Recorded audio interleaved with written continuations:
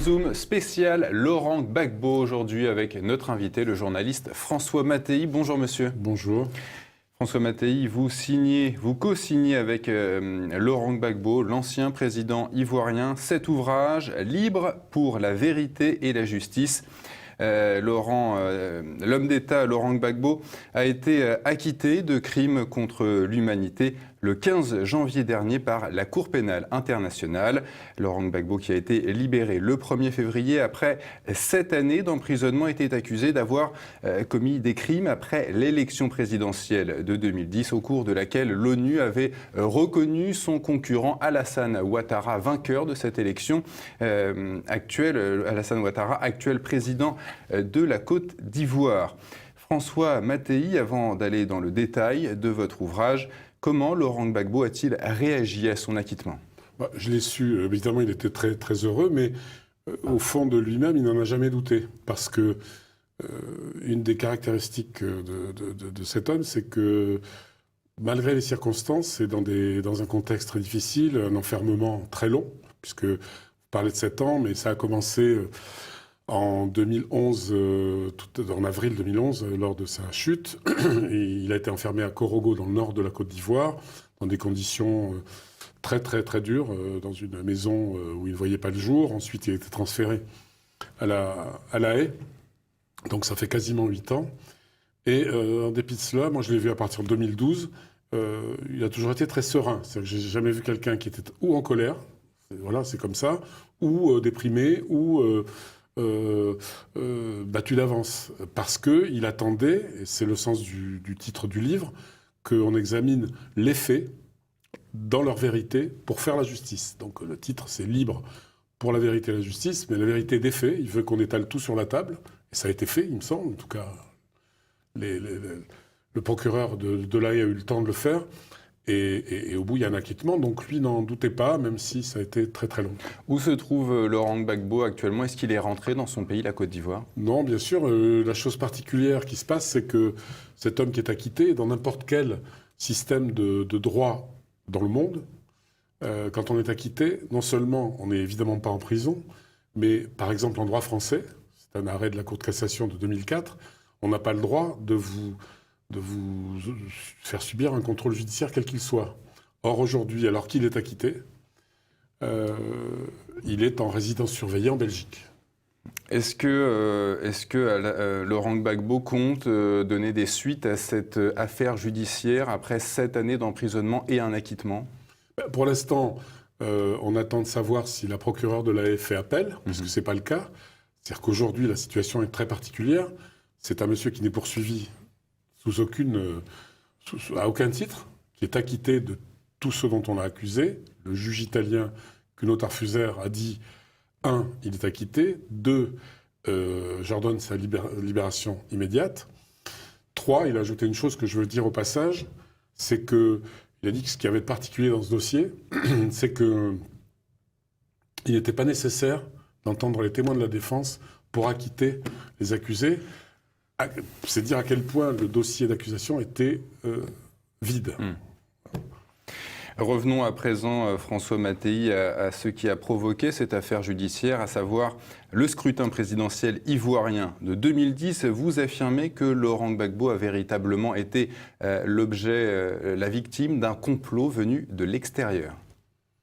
C'est très très facile à prouver dans la mesure où il y a eu l'intervention d'une armée étrangère, en l'occurrence l'armée française, qui à mon avis n'est pas l'armée régulière de la Côte d'Ivoire. Donc c'est un fait assez rare. Je pense que même dans l'histoire de France, je ne sais pas si on trouve d'autres exemples, même anciens. Enfin, donc un litige électoral, l'armée française intervient, parce qu'au départ il s'agit d'un litige électoral. Laurent Gbagbo demande le recomptage des voix, on le lui refuse, que ce soit à l'Élysée, que ce soit à New York, à l'ONU. Au passage, je vous le dis, on détruit l'ONU demande la destruction du matériel électoral, c'est-à-dire les bulletins, les bordereaux, enfin tout ce qui pouvait prouver, éventuellement après enquête, qui avait gagné. Donc on détruit tout ça, donc ça ressemble fort à la destruction de preuves dans un crime. Et donc intervention de l'armée française, et on ne respecte pas la Constitution ivoirienne et le Conseil constitutionnel, qui est le seul habilité, comme chez nous, à déclarer qui est vainqueur d'une élection présidentielle. Et en l'occurrence, le Conseil constitutionnel avait bien déclaré Laurent Gbagbo vainqueur de cette élection de 2010. Absolument. Je veux donner un exemple qui s'est passé en Haïti au même moment. Il y a eu un débat litige électoral autour de 3 candidats en Haïti. La Fédération des États américains, je crois, a accepté un recomptage. Et c'est celui qui était arrivé numéro 3 qui a gagné, qui est devenu président de la République. Ça a été refusé à Laurent Gbagbo. Ce complot contre Laurent Gbagbo que vous dénoncez, François Mattei, a en réalité été fomenté dès son arrivée au pouvoir en 2000 avec des attaques rebelles menées donc déjà en 2000, dès son arrivée en 2001, en 2002. Est-ce que vous pouvez revenir sur l'organisation et le déroulement de ces attaques 2000, 2001, 2002 ? Très rapidement, oui. Alors, vous prononcez le mot complot, je le revendique, parce j'ai vu récemment une intervention, une contribution d'un ancien journaliste du journal Libération, qui était spécialisé sur les problèmes de l'Afrique, et qui nous traite tous ceux qui discutent ce qui se passe actuellement et qui ont une approche critique, sont traités de complotistes, évidemment. Donc, en l'occurrence, alors, allons-y. Qu'est-ce qui ressemble plus à un complot qu'après une élection qui avait été compliquée, difficile, et il le dit lui-même, en 2000. Enfin, il y avait un consensus, il y avait une élection qui avait été gagnée par Laurent Gbagbo, ça personne ne le discute. À la suite de ça, il y a eu immédiatement dans les mois suivants un coup d'État qui a avorté, qui a fait, je ne sais plus combien, mais 400 ou 500 morts à Abidjan. On n'en parle pas de ces morts-là, ce sont des victimes qui ne comptent pour rien, puisque évidemment c'était des pro-Gbagbo, comme on dit. Ensuite, il y a eu un autre coup d'État mené à partir du Burkina Faso, le pays voisin, où il y avait un monsieur qui s'appelait monsieur Compaoré, qui a été, on le sait, le relais de la France dans beaucoup de choses en Afrique, un relais politique. Et on sait que monsieur Ouattara a financé les rebelles, qui sont appelés ensuite Force Nouvelle, parce que c'est plus joli, ça présente mieux, comme on dit, et que la France a donné la main à ce complot, à cette aventure militaire, parce qu'on a trouvé même des traces de matériel venu de France, et estampillères, mais françaises. Bon. Donc, il y a eu ce coup d'État en 2002, au moment même où Laurent Gbagbo était à Rome, en voyage officiel. Il sort peu, mais pour rencontrer les autorités italiennes, notamment M. Berlusconi, et le pape. Et on a profité de ce moment-là pour faire ce coup d'État qui a donné l'occupation de 60% du territoire. Et on a encouragé, disons, à partir de Paris, en envoyant Robert Bourgi, pour ne pas le nommer, à Laurent Gbagbo, on lui a conseillé de ne pas rentrer dans son pays. C'était trop dangereux pour lui. On se souciait beaucoup de sa sécurité, de rentrer voir son grand frère Chirac à Paris. Mais lui n'avait pas vraiment confiance, donc il est rentré au pays. Et ce n'était pas prévu. Donc je veux dire que là, on voit déjà que, outre le coup d'État lui-même, on cherche à l'écarter. La France cherche à l'écarter. La France à l'écarter. L'Élysée cherche à l'écarter. Oui, cherche à l'écarter du pouvoir. Pourquoi Laurent Gbagbo est-il l'objet du désamour de l'État français ? Qui est Laurent Gbagbo, en fait ? C'est un peu mystérieux, justement. Écoutez, le problème, c'est que Laurent Gbagbo, d'abord, la première chose que je voudrais dire, et je tiens à le dire parce que les hommes d'État africains, souvent et parfois, on va dire, à juste titre, sont accusés de confondre parfois un peu leur caisse personnelle avec la caisse de l'État. Bien. Donc on sait que beaucoup sont intéressés par l'argent. On en a ici aussi, je dis rien, mais bon. En Afrique, on sait que c'est un travers qui a été très très répandu. Il se trouve que Laurent Gbagbo, qui est professeur d'histoire, qui était chercheur en histoire, est passionné par la politique et n'est pas un homme d'argent. Alors c'est très difficile à faire admettre, mais il n'a non seulement pas un appartement, je ne dis pas avenue Foch, mais même pas dans le 20e arrondissement de Paris, mais il n'a pas d'argent. C'est le premier qui a institué des salaires pour les chefs d'État, puisque tout le monde se servait sur les fonds souverains. C'est le premier qui a institué des retraites pour les anciens commis de l'État, pour leurs veuves. Donc c'est quelqu'un qui, petit à petit, voulait bâtir des institutions qui soit au-dessus de tout ce qui ravage l'Afrique, les divisions, les ethnies, les réseaux. Les réseaux. Alors, il ne fait partie non plus d'aucun réseau. Vous dites qu'en Afrique, les réseaux, c'est un petit peu rentré dans le monde des hommes blancs. La franc-maçonnerie. Ils sont très adeptes, les chefs d'État africains, de ces réseaux. Oui. La franc-maçonnerie, par exemple, c'est très bien pour un chef d'État africain. Il y en a beaucoup. D'être coopté par la franc-maçonnerie parce que ça vous fait accéder à des cercles de l'élite et que donc ils ont le sentiment d'être tout à fait reçus à égalité. C'est ce qu'ils cherchent. Et au-delà de cette indépendance, François Mattei, vous l'expliquez dans votre ouvrage, Laurent Gbagbo a eu une politique complètement, en tout cas qui allait vers l'indépendance vis-à-vis de la France. Hein, voilà, vous évoquez son action de décentralisation, de rendre l'école gratuite, l'électrification, l'autosuffisance. Oui, donc tout ça n'a pas plu à l'État français. Il voulait installer la sécurité sociale et le travail était fait. Moi, j'ai vu les dossiers et le travail était fait, c'était prêt. Il faut rappeler aussi que quand il est arrivé, la Côte d'Ivoire était très endettée et il n'avait plus la collaboration des organes financiers internationaux et il a fait ce qu'on appelle un budget sécurisé. Tout ça, ça existe dans les livres de comptes, j'allais dire, de la Côte d'Ivoire, pour lequel il avait été d'ailleurs félicité par un monsieur qui s'appelle monsieur Rémi Rioux, qui était au Trésor en France, directeur du Trésor, et qui avait trouvé la gestion parfaitement valable, au point que les dettes de la Côte d'Ivoire étaient quasiment remboursées quand il est parti. Voilà. Donc c'est quelqu'un qui voulait arriver à faire fonctionner son pays, un, dans la souveraineté de tous ses pouvoirs, et deux, d'une façon moderne. Voilà. En 2004, François Mattei, une grave crise éclate de nouveau en Côte d'Ivoire avec le lancement d'une opération militaire ivoirienne pour venir en aide aux populations civiles du Nord qui sont envahies par des rebelles. Donc Laurent Gbagbo lance cette opération militaire et cette opération se débouchera sur la mort de 9 militaires français. Est-ce que vous pouvez revenir sur cet épisode ? C'est un épisode crucial et très emblématique des rapports entre la France et la Côte d'Ivoire. Pourquoi ? À l'époque, Jacques Chirac est président et Dominique de Villepin est son Premier ministre. C'est son Premier ministre. Non, à l'époque, il n'est pas Premier ministre. Ministre des Affaires étrangères. Il est ministre de l'Intérieur, je crois, à ce moment-là. Bon. Et il y a Mme Alliot-Marie, qui est ministre de la Défense, je crois. Il ne faut pas que je sais... Voilà. J'ai un petit problème. Enfin, il y a 3 ministres qui sont concernés. C'est M. de Villepin, qui en plus est le plus proche collaborateur de M. Chirac, on le sait. Mme Alliot-Marie et donc M. Barnier, qui est ministre des Affaires étrangères. D'accord. Oui. Et donc...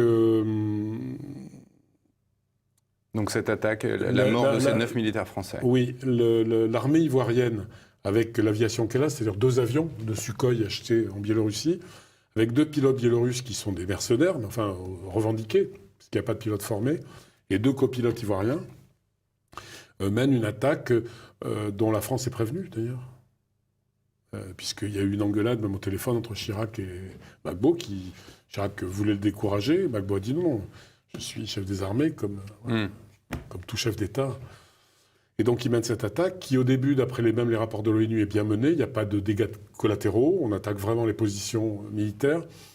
Et ce qui se passe, c'est qu'à un moment donné, ces 2 avions viennent sur un camp français, camp Descartes, et bombardent, lâchent des roquettes sur un bâtiment vide. Et on savait que ce bâtiment serait vide, parce que c'est un mess, un restaurant, où on devait faire un inventaire. Donc, on savait qu'il devait être vide. C'est là qu'on commence à comprendre qu'il y a quelque chose de pas clair. Donc, on bombarde un bâtiment vide, sans doute pour provoquer une réaction en disant Laurent Gbagbo a attaqué un camp français, et on va aller lui faire rendre des comptes et le faire fuir, peut-être. Manque de chance, il y a des militaires français qui vont se cacher derrière ce bâtiment et qui meurent. Il y en a 9, plus un Américain qui passe par là. Là, il y a une panique totale, c'est-à-dire qu'on ramasse les corps, on les jette dans des cercueils tels qu'ils sont. Oui, apparemment, c'est ce que vous écrivez dans votre ouvrage. On a interverti des corps. On a interverti des corps, mais on les jette sans même leur avoir fait la toilette. Avec le sang, les cailloux, la terre. Bon, il y a un hommage qui est rendu aux invalides, c'est bien, mais voilà dans quel état sont les corps. Mais si la France savait, en tout cas l'État français savait que cette attaque allait être menée, comment se fait-il qu'il y a eu 9 militaires français morts? Est-ce qu'ils n'ont pas été informés ou est-ce qu'on les a laissés un petit peu à leur sort? Je crois que peu de gens étaient informés. Ce qui se dégage petit à petit, et ce qu'on sait, c'est que c'est sans doute passé au-dessus de la tête de beaucoup de gens, de Laurent Gbagbo certainement, de Jacques Chirac sans doute. Et qu'il y a des filières parallèles qui ont agi pour essayer de forcer la décision en Côte d'Ivoire, c'est certain. Alors, tout ce qu'on peut dire aujourd'hui, c'est que après 10 ans de pouvoir de M. Ouattara en Côte d'Ivoire, après que le temps est passé, qu'il y a eu des enquêtes de fait, je rappelle qu'il n'y a pas d'enquête sur le moment sur ce qui se passait, pas d'enquête militaire, normalement ça se fait, on n'a pas examiné les corps non plus, pas d'autopsie. Que les Biélorusses, pour faire très court, ont été filmés à leur descente d'avion après cette mission dramatique par les Français. Mais les Français les serraient de près. Moi, j'ai vu en Côte d'Ivoire, ils étaient tous toujours ensemble. Des images qui avaient été diffusées sur tous les journaux télé de l'époque.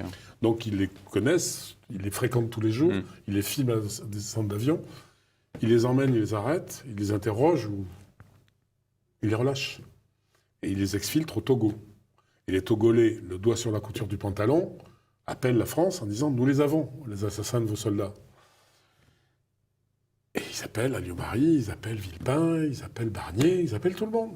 D'autant qu'il y a un type des services français qui est auprès du président. Bon. Personne ne répond, on n'en veut pas. On n'en veut pas.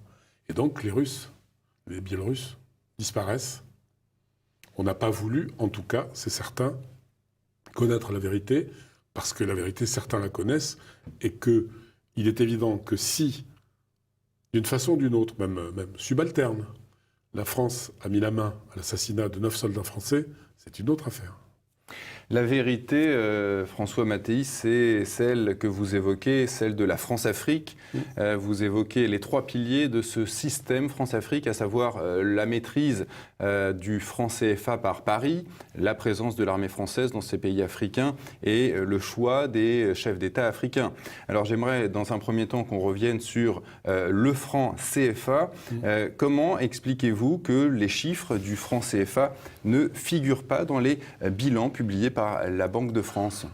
Je ne l'explique pas. En tout cas, s'il y a une explication peut-être. Il y a des chiffres qui figurent, qui ne sont pas les bons, parce qu'on ne fait figurer, par exemple, que ce qu'on considère comme visible, c'est-à-dire les comptes d'opération. Les comptes d'opération contiennent, à la Banque de France, ça s'appelle les comptes d'opération, ils contiennent le prélèvement que la France fait sur les exportations en dollars. Les exportations se font en dollars dans le monde, c'est la monnaie du commerce international. Donc, par exemple, le pétrole vendu par tel pays africain, un des 14 pays concernés, l'or, le cacao, le manganèse, l'huile de palme, l'EVA, sont payés en dollars par les acheteurs dans le monde entier. Ces dollars-là, jusqu'à 1974, je crois, 100% entraient en France. Donc, on était exportateur de toutes ces matières-là, sans en être producteur. Et depuis, ensuite, c'est passé à 65%. Aujourd'hui, c'est la moitié, 50%, qui entrent dans les caisses de la Banque de France et surtout dans les comptes du budget de la France. Ce qui est particulier, c'est ça. Même au temps de la zone sterling, chez les Anglais, ça existait chez les Anglais. Ils ont arrêté tout ça, il y a longtemps. Parce que c'est une ingérence dans la vie des pays, dans leur souveraineté. La monnaie, c'est la souveraineté. Oui, les anciennes colonies anglaises ont des monnaies nationales. Oui, nationales. Et même au temps de la sterling, c'était déposé à la Banque d'Angleterre, certes, mais ils pouvaient récupérer leur argent à tout moment. Ça n'était pas intégré au budget britannique. Et c'est ce que vous dites, François Mattei, il existe 17 milliards d'euros de devises retenues en France, alors que ces milliards devraient être gérés dans les banques centrales africaines. Absolument, et puis à la disposition, parce que ça représente, au regard du budget français, peut-être pas énormément, mais d'abord, c'est de l'argent qui est placé sur les marchés internationaux, avec donc la France a des revenus de cet argent-là, ensuite prêter aux Africains. Mais je vais vous dire en 2 mots, c'est très simple. Vous avez des comptes d'opération de tous les pays africains, 14 pays. Quand la Côte d'Ivoire, il y a des pays qui sont toujours en positif sur leurs comptes Il y en a qui sont toujours justes ou en négatif. Alors, on prend sur l'argent de ceux qui sont positifs et qu'on détient pour prêter à ceux qui sont négatifs. Donc on prête l'argent des Africains aux Africains. C'est ça l'aide au développement.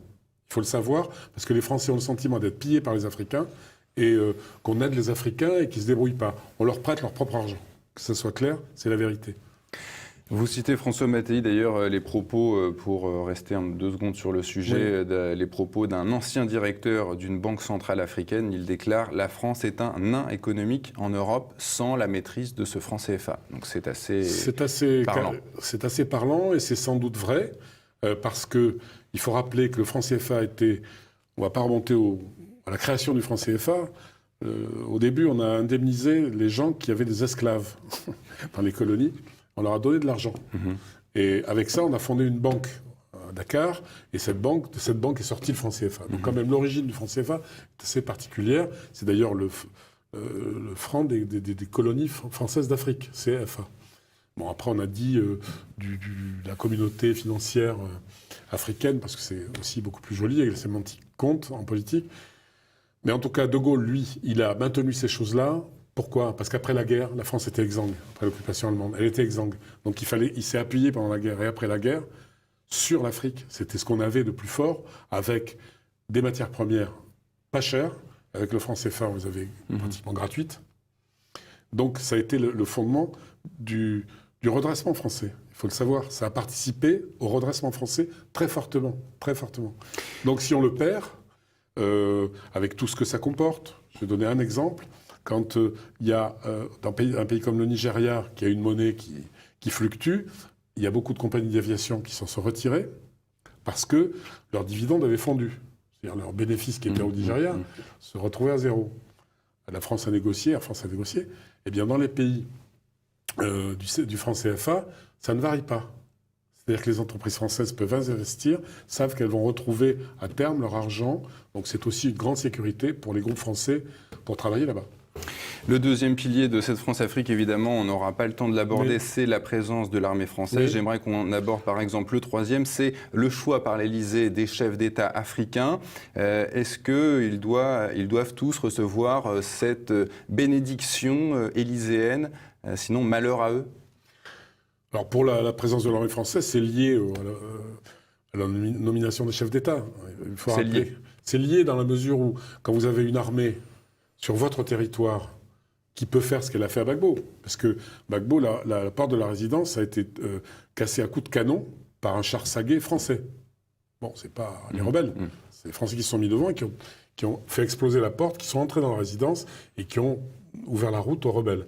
Bon, évidemment, les chefs d'État qui ont un long passé de contraintes avec la France-Afrique sont très prudents et évidemment vont rendre des comptes à l'Élysée, même quand on ne leur demande pas aujourd'hui. Voilà, même s'ils n'en pensent pas moins. C'est plus l'époque Foccart, il ne faut pas dire ça, c'est plus l'époque Foccart, c'est plus la France-Afrique d'alors, mais il y a toujours une crainte. Et l'affaire Gbagbo prouve qu'en 2010 et 2011, puisqu'il est depuis, un chef d'État africain a fort à craindre, sans doute, de l'Afrique. Il y a en ce moment des choses qui se passent au Niger, avec l'armée française qui est engagée, personne ne le sait en France. Comment amener tous ces responsables africains à prendre leur vie en main, comme les y invite Laurent Gbagbo, François Mattei ? Il faudrait d'abord leur donner leur souveraineté, c'est-à-dire qu'ils aient effectivement, que petit à petit on relâche cette affaire de franc CFA, qu'ils accèdent à une monnaie. Le problème, c'est l'article 12 de la Constitution de la Ve République. C'est le titre 12. Qui a tenu les pays d'Afrique dans la camisole de l'infantilisme et de la dépendance. Oui. Il y avait dans la Constitution française inscrite la dépendance de 58. La dépendance des pays africains, elle était organisée. Ensuite, il y a eu à partir de 60, il y a eu des contrats bilatéraux entre la France et certains pays, des contrats secrets, qui nous donnaient à nous l'accès prioritaire au sous-sol. La France choisissait, si on découvrait du pétrole, elle disait oui, ça m'intéresse, donc c'était la France qui l'avait. Si elle ne l'avait pas, c'était libre d'accès aux autres. Mais il y a encore eu des problèmes au Sénégal, où il y a des ministres qui ont démissionné là, parce qu'on a donné à Total l'exploitation du pétrole, alors que c'était la moins bonne offre par rapport à 5 compagnies. Voilà, c'est récent. Selon vous, comment va se passer le retour de Laurent Gbagbo dans son territoire? Est-ce que Alassane Ouattara, son successeur, et celui un petit peu qu'il a mis à la porte, comment ça va se passer entre eux? Il l'a mis à la porte, oui, avec ce qu'on appelle la communauté internationale. Il est le président de la communauté internationale. Laurent Gbagbo est le président de la Côte d'Ivoire. C'est deux choses différentes. Bon, ça se passera très bien si Laurent Gbagbo rentre, parce qu'il est pour l'unité de son pays. Maintenant, M. Ouattara, pour l'instant, se sent toujours très fort grâce à la communauté internationale, mais je pense que le vent a tourné et que l'acquittement de Laurent Gbagbo prouve que, effectivement, il y avait ce qu'on appelle, un complot, c'est-à-dire une connivence d'intérêts au niveau de la France, des États-Unis, des grandes entreprises, pour avoir sur place en Afrique quelque chose qui leur convienne mieux. François Mattei, merci d'être venu sur notre plateau. Je rappelle le titre de votre ouvrage, c'est donc « Libre pour la vérité et la justice », c'est édité chez Max Milo. Merci d'être venu sur notre plateau, François Mattei. Merci, monsieur. Merci.